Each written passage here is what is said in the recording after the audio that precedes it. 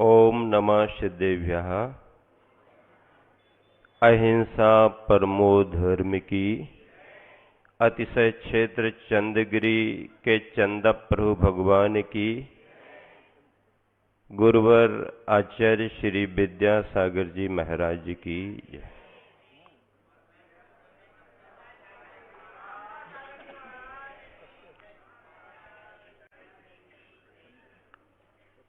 आज के दिन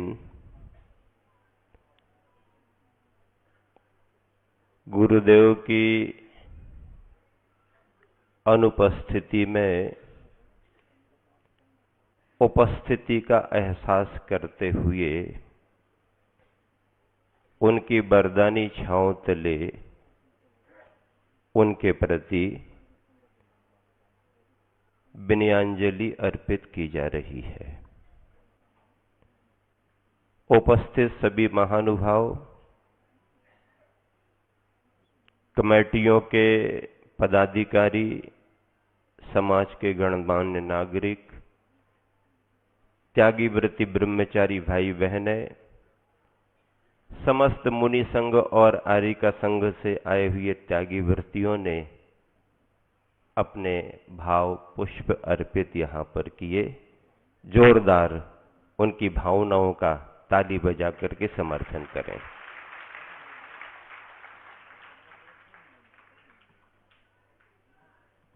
अपने हार्दिक उद्गारों के साथ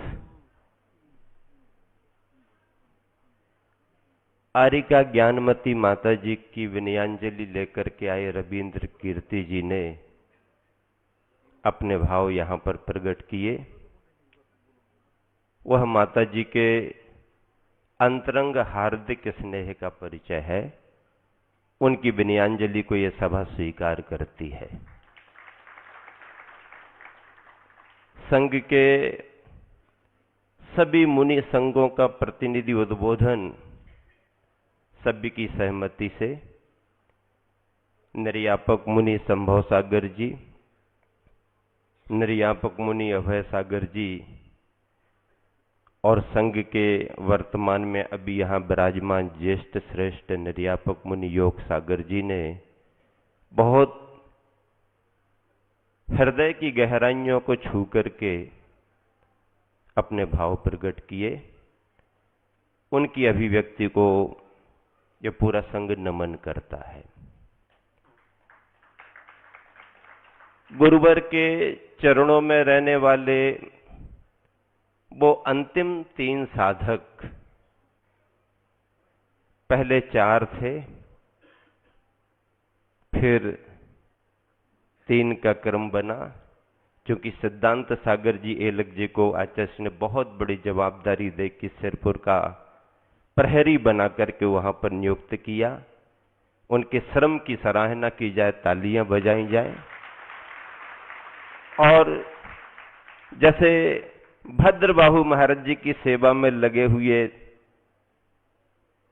सम्राट चंद्रगुप्त को सौभाग्य प्राप्त हुआ, वैसे गुरुवर की सेवा में रहने वाले निर्यापक मुनि प्रसाद सागर जी, मुनिवर चंद्रप्रभ सागर जी और मुनिवर निरामय सागर जी की सेवाएं हम सबके लिए हमेशा प्रणम्य रहेंगी।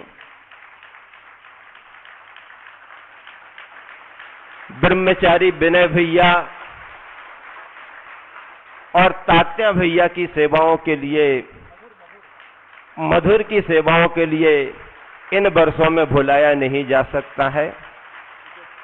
उन्हें याद करना भी आज की ये भावांजलि सभा का एक महत्वपूर्ण अंग है। विनय भैया के बारे में कुछ कहने की जरूरत नहीं है। यहां पर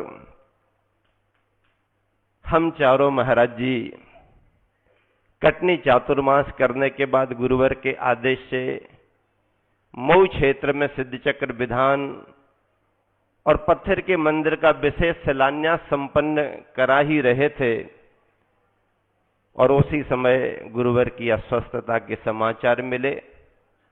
हमारे संघ के मुनिवर महासागर जी महाराज, निष्कंप सागर जी महाराज और एलक निश्चय सागर जी महाराज बोले, महाराज जी मन तो आज ऐसा हो रहा है कि कार्यक्रम यहीं स्थगित करें और अभी बिहार शुरू कर दें।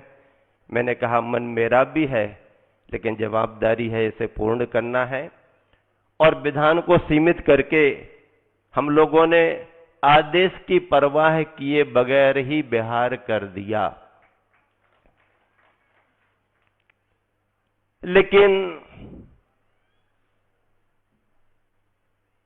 मुनिवर योग सागर जी महाराज का बड़ा सौभाग्य है कि आचार्य श्री से स्टे ऑर्डर मिले कि उसके पहले ही इन्होंने चक्रव्यूह का भेदन कर दिया। आचार्य श्री को आश्चर्य हुआ, उन्होंने प्रश्न भी उठा दिया, लेकिन क्षेत्र कमेटी वालों ने उस विषय को बहुत कुशलता से संभाला कि गुरुदेव आपका आदेश नहीं था, लेकिन चंद्रगिरी क्षेत्र की कमेटी अध्यक्ष आदि महामंत्रियों ने संदेशा भेज के महाराज जियों की सहमति से ही यह कार्य किया है। आचार्य श्री को समझ समता का भाव रखना पड़ा। हम चारों महाराज जी जिस समय गुरुवर के चरणों में पहुंचे, स्वास्थ्य की प्रतिकूलता के समाचार मिल रहे थे, मन व्याकुल था। जैसे ही कक्ष में प्रवेश किया, संघस्थ मुनिजन थे। विनय वंदना की मुद्रा हम लोगों ने बनाई। मुनिवर प्रसाद सागर जी ने आचार्य श्री से कहा, मैं जागृति की बात कर रहा हूं, ये तारीख 16 की बात कर रहा हूं। मुनिवर प्रसाद सागर जी ने कहा, आचार्य श्री निर्यापक मुनि समता सागर जी महाराज, महासागर जी महाराज, निष्कंप सागर जी, एलक निश्चय सागर जी महाराज आपकी वंदना के लिए आए हुए हैं। आचार्य श्री लेटे थे, महाराज जियों के सामने बात कर रहा हूं, आचार्य श्री लेटे थे। लेकिन उसी समय कान में आवाज जाने पर आचार्य श्री उठ करके बैठे और चूंकि आंखों में पीलिया का असर ज्यादा होने से बहुत साफ सा उन्हें नहीं दिख रहा होगा, तो उन्होंने बैठ करके अपने माथे पर ऐसा हाथ लगा करके देखा, मुस्कुराए और इशारा किया कि लिटा दो। हम सब भाग्यशाली रहे और हमारे सारे श्रमण जो पहले से मौजूद थे वो गदगद हो गए कि आचार्य श्री को आज की तारीख में भी पूर्ण चेतना है। मुनिवर योग सागर जी महाराज कितनी दूर से लंबा विहार करके आए, साथ में निस्सीम सागर जी महाराज और साथ में जुड़ने वाले पूज्य सागर जी महाराज और धैर्य सागर जी महाराज के भी पुण्य की सराहना की जाएगी, क्योंकि उन्हें बहु प्रतीक्षा के बाद गुरुवर के चरणों में आने का अवसर मिला। लेकिन भाग्यशाली रहे कि अंतिम सेवा में वह मौजूद रहे और बहुत प्राणपन से उन्होंने सेवा की, ये हम लोगों ने देखा।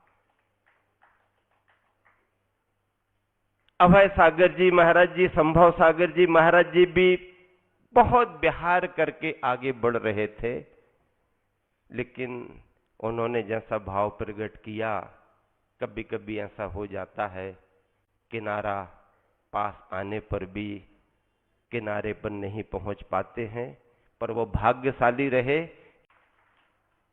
संघ के कितने मुनिवर और कितनी आरिकाएं अपनी भावनाएं प्रेषित करती रहीं। हम सभी ने रात्रि के संबोधन में उन सबकी तरफ से उनका नमोस्तु आचार्य श्री को निवेदित किया था।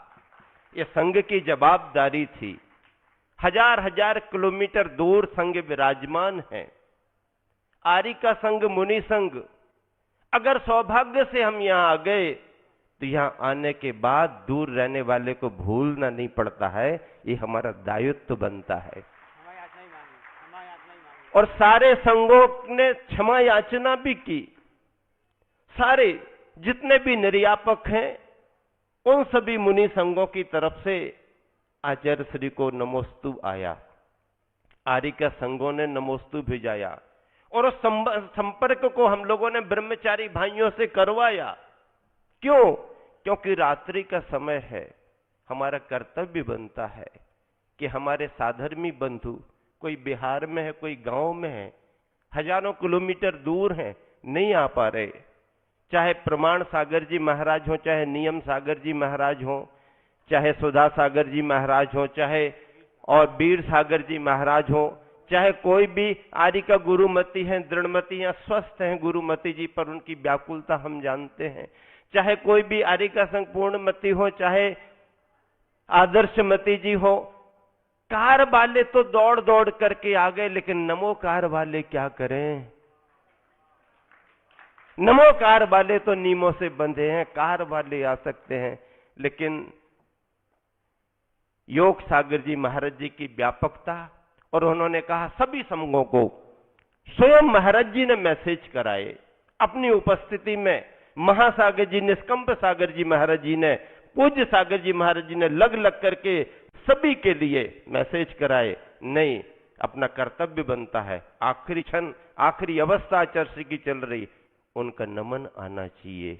ये संघ का एक बहुत बड़ा कर्तव्य है और मैं समझता हूं इसी कर्तव्य के पालन करने के लिए गुरुवर ने अपने संघ में कुछ व्यवस्थाएं समाज के सामने घोषित कराई हैं। उन कर्तव्यों का पालन करना हम सभी का उत्तरदायित्व है। गुरुवर सामने रहते हैं, हम सब सूरमा बनते हैं, लेकिन अगर गुरुवर नहीं है तो हमें घबराने की जरूरत नहीं है, बल्कि जो वीरता गुरुवर के सामने थी उससे डबल वीरता के साथ में जिन शासन को, महावीर भगवान की परंपरा को, वीतरागता को, रत्नात्रय को, मोक्ष मार्ग को आगे बढ़ाने में हम और आप करते रहेंगे। ध्यान रखना, व्यक्ति की एक उम्र होती है, चाहे तीर्थंकर हो, चाहे चक्रवर्ती हो, चाहे कोई भी हो, मुनि आचार्य, उनके शरीर की एक अवधि होती है, लेकिन उनके विचारों की कोई अवधि नहीं होती है, विचारों की सीमा नहीं होती है। इसलिए जब तक विचार गूंजते रहेंगे इस ब्रह्मांड में, तब तक वह व्यक्तित्व हमारे सामने मौजूद रहेगा। इसलिए मान करके चलो कि आचार्य विद्यासागर की पर्याय हमारे सामने अब नहीं है, लेकिन उनके विचार और उनकी परंपरा से हजारों हजारों वर्ष के लिए आचार्य विद्यासागर हमारे तुम्हारे सामने मौजूद रहेंगे। जैसे महावीर का नाम लिया जाता है, जैसे आचार्य कुंद स्वामी का नाम लिया जाता है, जैसे आचार्य शांति सागर जी का नाम लिया जाता है, अनेक आचार्यों का, आचार्य महावीर भगवान के बाद कुंद स्वामी के बाद वैसे ही आदर सम्मान के साथ आचार्य विद्यासागर जी का नाम लिया जाता रहेगा, विद्यासागर जी का नाम लिया जाता रहेगा। बंधुओं, उनकी चैतन्य जागृति का संस्मरण मुझे निरामय सागर जी महाराज ने सुनाया। उन्होंने कहा, महाराज जी रोज सुबह स्वयंभू सुनाया करते थे, लेकिन स्वयंभू में अभी इन दिनों में आचार्य श्री ने मेरी गलती पकड़ी। अभी इन दिनों में, जैसा आचार्य श्री सुनाते हैं कि ज्ञान सागर जी महाराज जी को आचार्य श्री समाधि के समय में इनकी चेतना बराबर जागृत है कि नहीं, जानबूझ करके कुछ गलत पढ़ दिया करते थे और ज्ञान सागर जी अंगुली उठा करके टोकते थे। निरामय सागर जी ने सुनाया, महाराज जी मैं कुंथुनाथ भगवान की स्तुति करते हुए मेरे मुख से निर्णाम शब्द निकल गया। क्या निकल गया? निर्णाम। अरेनाथ भगवान की स्तुति करते हुए निर्णाम शब्द निकल गया। तो आचार्य ने टोक दिया, निर्णाम करते हो, निरीणाम बोलो, निरीणाम, डबल रिरी, निर्णाम ने निरीणाम। कितनी बड़ी जागृति, और देखिए, स्वस्थ शरीर के साथ संलेखना साधना आसान होती है। उम्र बढ़ती जाए, शरीर कृश होता जाए, टिमटिमाता रहता है, शरीर स्वस्थ है। शरीर स्वस्थ के साथ संलेखना साधना आसान होती है। लेकिन अगर शरीर में अस्वस्थता बढ़ गई है, उस समय संलेखना को साधना और उस समय अपनी जागृति बनाए रखना बहुत कठिन, बहुत दुर्लभ है। इसलिए गुरुवर ने जिस संलेखना को प्राप्त किया है वह संलेखना ही नहीं है, बल्कि पंचम काल में आचार्य की एक समाधि का अतिशय माना जाएगा। उन्होंने जरा सी एलोपैथी के लिए महत्व नहीं दिया, चेकअप कराने को महत्व नहीं दिया। मैं आपको स्पष्ट कह रहा हूं, कमेटी वालों ने, डॉक्टरों ने कई बार कहा, जरा सा सैंपल दे दो, जरा मालूम तो चल जाए कि अंदर क्या क्या प्रॉब्लम है बॉडी में। उन्होंने सैंपल देने को इनकार कर दिया। और क्या कह करके इनकार किया? मैं आचार्य कुंद कुंद की परंपरा का हूं, मैंने कुंद कुंद के ग्रंथों को पढ़ा है। प्राण चले जाएंगे पर मैं सैंपल नहीं दूंगा, ब्लड का सैंपल नहीं दूंगा। आचार्य श्री के शब्द थे कि प्राण चले जाए तो चले जाए, लेकिन मैं अपने शरीर से ब्लड का सैंपल नहीं दूंगा। आज पंचम काल में आचार्य श्री की समाधि हो गई तो हो गई, लेकिन हम लोगों को गर्व और गौरव है कि उन्होंने कुंद कुंद के ग्रंथों को जीवंत करके दिखा दिया, चर्या में जीवंत करके दिखा दिया। चर्चा में नहीं, चर्या में जीवंत करके दिखाया। वो कहते थे शरीर कभी भी छूट सकता है, जा सकता है, लेकिन मैं समझौता नहीं करूंगा सिद्धांतों से।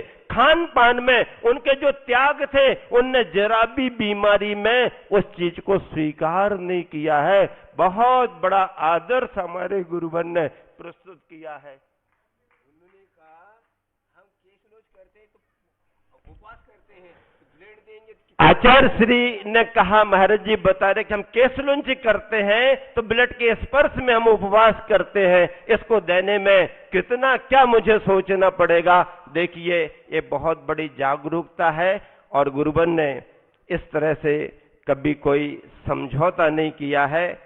उनके वियोग का दुख हमारे लिए अवश्य है, लेकिन उस दुख से भी ज्यादा खुशी इस बात की है कि उन्होंने जो करके दिखा दिया, हजारों बरस में शायद कोई करके दिखा पाए। इसके लिए हाँ, और दूसरी बात है, मैं आपको बताऊं, अंतिम समय चल रहा था, स्थान परिवर्तन करने का कारण बताता हूं। क्योंकि जब भी कभी आचार्य श्री को तीव्र अस्वस्थता बढ़ती है, उनका अपना अनुभव रहा। संघ के सेवक जानते हैं कि अगर आचार्य श्री का क्षेत्र परिवर्तन करा दिया जाए तो वातावरण की प्रशस्तता से भी उन्हें बहुत स्वास्थ्य लाभ होता है। पिछले वर्षों में भी जब भी बहुत स्थितियां बिगड़ी हैं, तब भी क्षेत्र परिवर्तन करने से सुधार हुआ है। वही प्रयोग यहां पर भी किया कि क्षेत्र परिवर्तन करा दिया जाए। क्षेत्र परिवर्तन होने पर भी जब देख लिया कि 2 दिन में वांछित अपने उद्देश्य की पूर्ति नहीं हो रही है, तब हम लोगों ने तुरंत ही विचार किया अब क्या करना। हमारे ज्येष्ठ श्रेष्ठ महाराज जी बोले, सभी महाराज जियों ने तय किया कि भाई क्षेत्र इतना बड़ा है, तपोभूमि गुरुवर की है, अपन क्यों न पुनः आचार्य श्री के लिए चंद्रगिरी ही ले चले। और बिल्कुल विचार को विलंब नहीं दिया गया और तुरंत 4:15 बजे से 5:15 बजे यहां पर आना हो गया। अतिथि भवन में पुनः उन्हें स्थान दिया गया। शाम का प्रतिक्रमण हम सभी ने मुनि संघ ने उपस्थित होकर के किया। कायोसर्ग के समय आचार्य श्री कायोसर्ग एक करना है, आचार्य श्री 4 कायोसर्ग करना है। प्रसाद सागर जी बराबर बताते जा रहे और आचार्य श्री जैसा करते वैसा, मतलब प्रतिक्रमण किया। उसी के तुरंत बाद आचार्य भक्ति भी की। उस समय का एक संस्मरण सुना रहा हूं। पूज्य सागर जी महाराज जी, योग सागर जी महाराज जी थे। उसके पहले जहां फार्म हाउस में रुके थे, मनीष भैया पूर्ण आयु वाले आए और उन्हें ऐसा लगा कि आचार्य श्री के दर्शन हो जाए। महाराज जी की नजर पड़ी, अंदर बुलाया। उस समय बातचीत करते करते आचार्य श्री को स्मरण दिलाया, मनीष पूर्ण आयु से आया है आचार्य श्री मुस्कुराने लगे, बातचीत की, मतलब कोई राग द्वेष नहीं है, लेकिन चेतना की इतनी स्थिरता थी, जागृति थी उसकी बात। 3 दिन गुरुवर ने जल ग्रहण नहीं किया, 3 दिन गुरुवर ने जल ग्रहण नहीं किया। श्राविकाओं ने भावना रखी, उनने अपने कर्तव्य का पालन किया। ब्रह्मचारी विनय भैया तैयार हुए, अगर आचार्य श्री की कोई अनुकूलता बनती है क्या है, लेकिन उन्होंने इनकार कर दिया। 3 दिन उन्होंने जल ग्रहण नहीं किया। 3 उपवास के साथ उनकी समाधि संपन्न हुई है। और रात्रि के समय जब संबोधन दिया जा रहा था, रात्रि के समय जब संबोधन दिया जा रहा था, तो मुनिवर योग सागर जी ने संबोधन दिया, मुनिवर महासागर जी महाराज जी ने संबोधन दिया, मुनिवर निष्कंभ सागर जी महाराज जी, मुनिवर पूज्य सागर जी महाराज जी भी संबोधन दे रहे थे।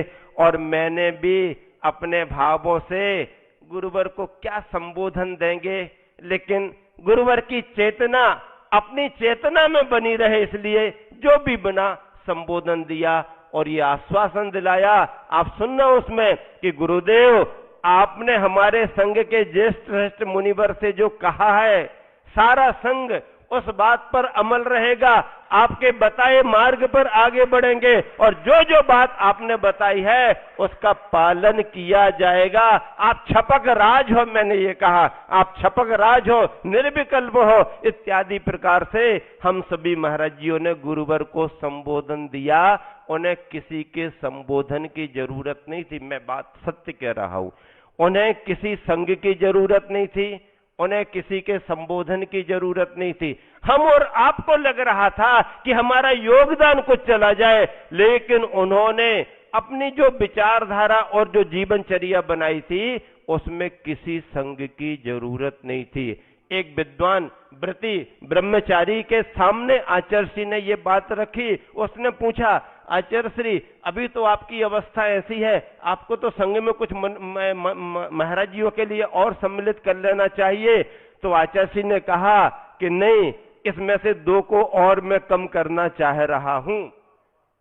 आप सोचो, आचार्य श्री ने क्या कहा, अभी मैं इसमें से 2 को और कम करना चाह रहा हूं।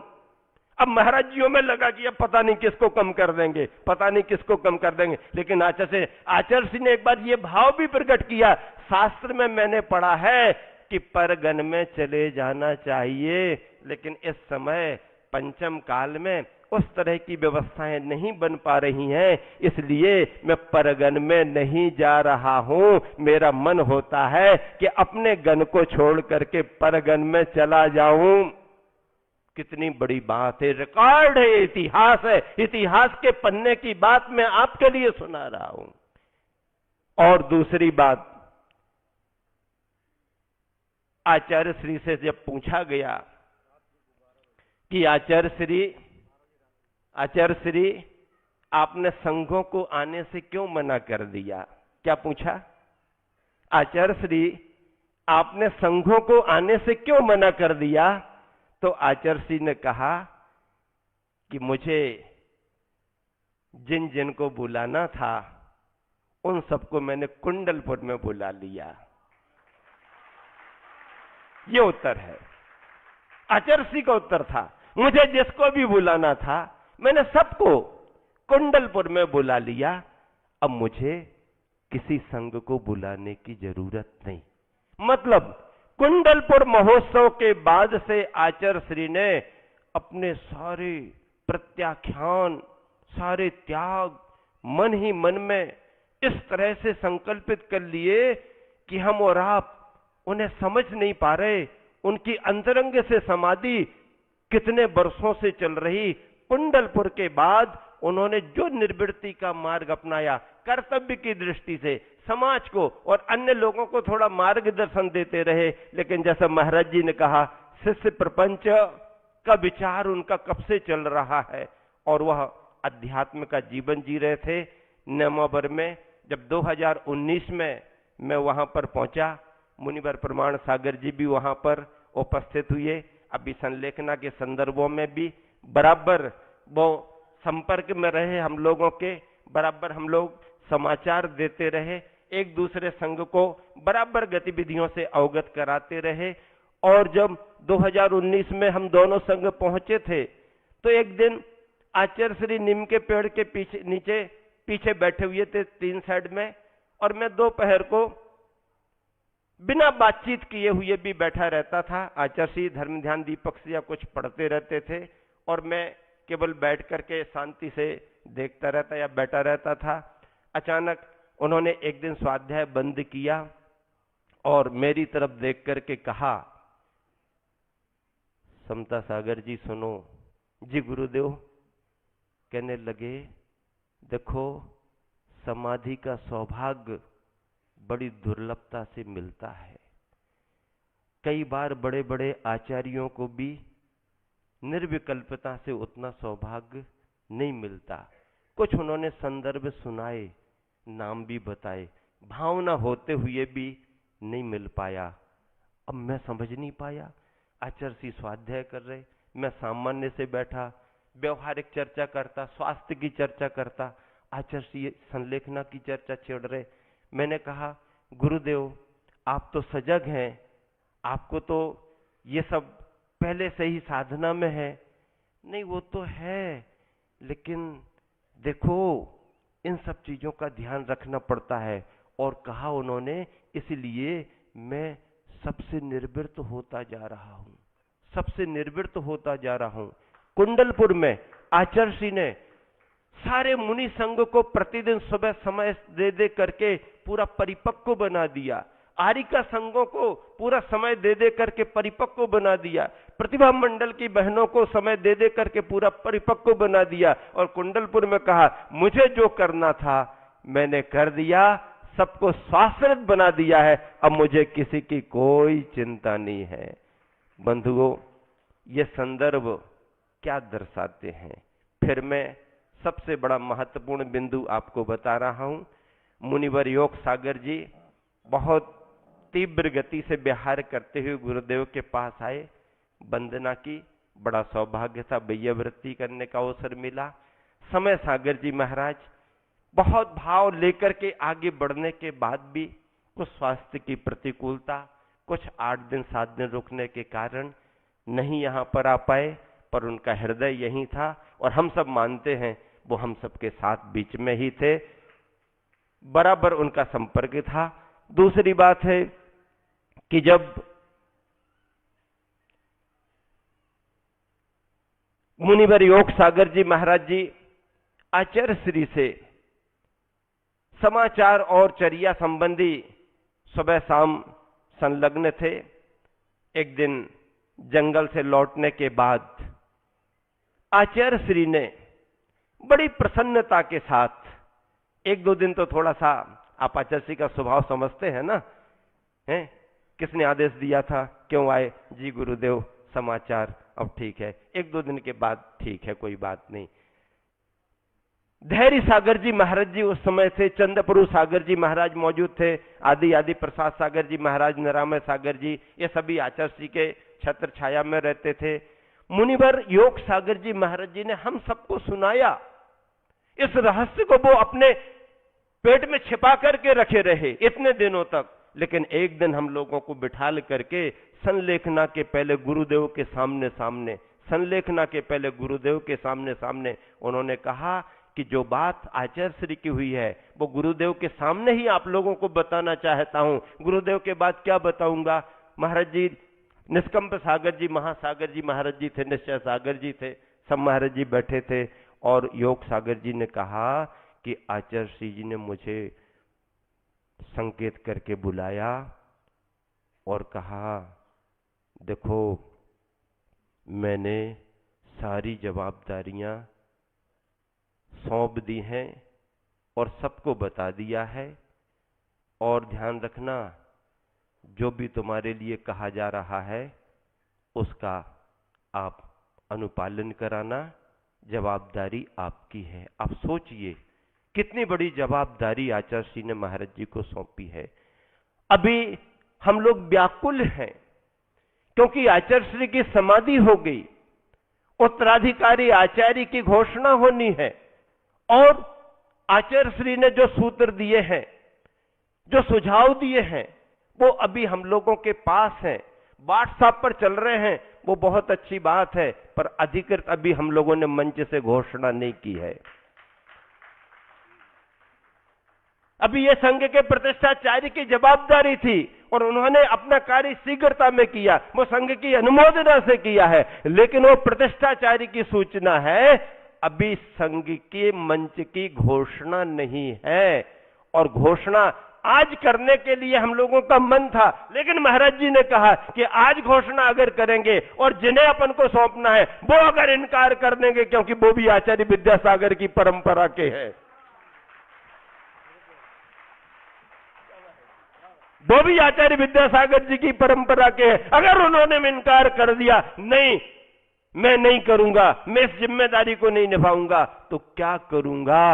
इसलिए आज घोषणा करने के साथ साथ इस बात के लिए भी हम लोगों को तैयारी करनी है कि महाराज जी को जबरदस्ती मनवाना पड़ेगा और महाराज जी से ही ये सारा का सारा जो आचार्य श्री का उत्तराधिकारी भार है उन्हें जिम्मेदारी निभाने के लिए निवेदन करना पड़ेगा। संघ की परंपरा है भैया, यहां संघ बहुत संगठित है, पूरा संघ बंधा हुआ है। हम लोगों ने आचार्य श्री की संलेखना के समय में देखा, हजार हजार किलोमीटर दूर रहने वाले महाराज जियों ने अपने कार्यक्रम स्थगित कर दिए, अपने पंच कल्याणकों को छोटा कर दिया, पंच कल्याणक के कार्यक्रम नहीं कराए। हमारे महाराज जियों ने सारे कार्यक्रम कैंसिल करके आचार्य श्री, और सबने कहा कि आचार्य श्री की जो भावना होगी सारा संघ उसका पालन करेगा, संघ मुट्ठी में बंद करके रहेगा। आचार्य श्री के सामने तो हम सभी करते आए हैं, आचार्य श्री के पश्चात भी उनकी परंपरा को इसी तरह से आगे बढ़ाएंगे, ये हम सबका संकल्प है। हम सब चाहते हैं कि हम छोटे रहें, योग सागर जी महाराज जी चाहते हैं कि हम बिल्कुल सबसे पीछे रह करके काम करें, हमारे संघ के सारे साधु चाहते हैं आचार्य श्री की भावनाओं की पूर्ति होना चाहिए, क्योंकि परंपरा के वो आचार्य रहे। ज्ञान सागर जी ने निष्प्रयता दिखाई, आचार्य विद्यासागर जी ने निष्प्रयता दिखाई, अब संघ भी निष्प्रयता दिखा रहा है। और इसलिए हमारे महाराज जी बिहार कर रहे हैं, संभवतः 2 दिन में यहां तक आने वाले हैं। वैसे हम सबकी भावनाओं ने ये तय किया है कि आचार्य श्री के रिक्त स्थान की पूर्ति, आचार्य श्री के सिंहासन के शोभा की पूर्ति हम सभी मुनिजन मिलकर के, पूरा संघ मिलकर के मुनिवर समय सागर जी से पूर्ति कराएंगे। मुनिवर समय सागर जी से पूर्ति कराएंगे और मुनिवर समय सागर जी हमारी परंपरा के आचार्य, परंपरा के आचार्य शांति सागर जी, रविंद्र भाई बैठे हुए हैं, आचार्य शांति सागर जी महाराज जी की परंपरा के, आचार्य कुंद कुंद स्वामी की परंपरा के, वीर सागर जी, शिव सागर जी, ज्ञान सागर जी, आचार्य विद्यासागर जी के बाद में उत्तराधिकारी के रूप में आचार्य समय सागर जी महाराज रहेंगे।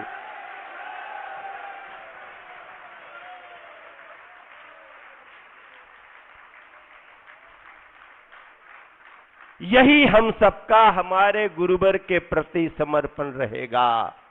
आज ना हमें बचपन की बात करनी है गुरुवर की, ना हमारे लिए जवानी की बात करनी है गुरुवर की, ना हमारे लिए उनके यशस्वी जीवन कीर्ति पताका की बात करनी है।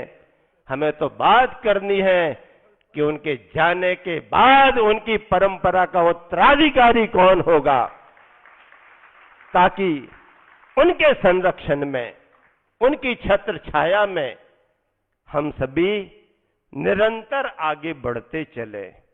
बंधुओं, गुरुवर ने निर्यापकों की उपाधि देकर के अपने कुछ शिष्यों को विशिष्ट जिम्मेदारियां सौंपी हैं।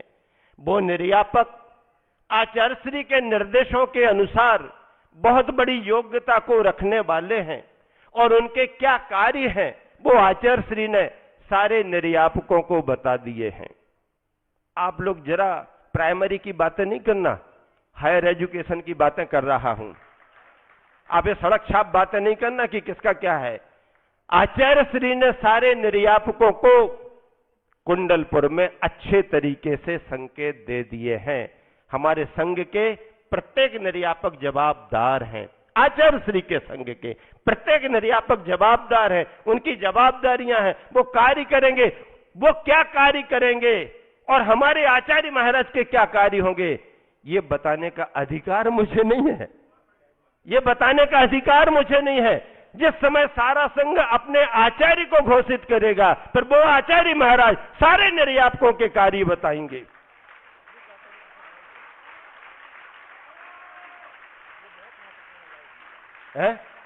हाँ, वो आचार्य महाराज सारे निर्यापकों के कार्य बताएंगे और संपूर्ण आचार्य विद्यासागर के संघ में आचार्य श्री के द्वारा घोषित निर्यापकों की विशेष पहचान और विशेष जवाबदारी और विशेष कर्तव्य रहेंगे। वो सारे निर्यापक अपनी संघ की परंपरा को पुष्ट करने में, प्रभाव न करने में भरपूर प्राणपन से योगदान देंगे और आचार्य श्री की, आचार्य कुंद कुंद स्वामी की परंपरा को आगे बढ़ाएंगे। आचार्य श्री ने कहा था हम लोगों को कि ज्ञान सागर जी की जब तक समाधि चलती रही मैं सोया नहीं रात में और दिन में व्यस्त रहा।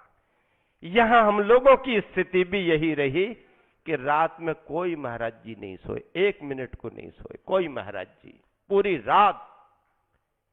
जैसे ही 8:30 बजे से संकेत मिलना शुरू हुआ, 10 सवा 10 बजे स्थिति पुष्ट होने लगी कि दीपक टिमटिमा रहा है, कोई भरोसा नहीं।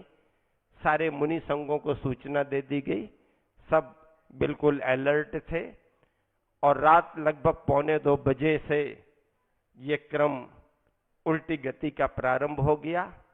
सब महाराज जी उपस्थित रहे, बहुत भावनात्मक तरीके से संबोधन रहा, जागृति रही आचार्य श्री की। ओम, अभी महाराज जी याद दिला रहे थे, ओम ओम कह करके।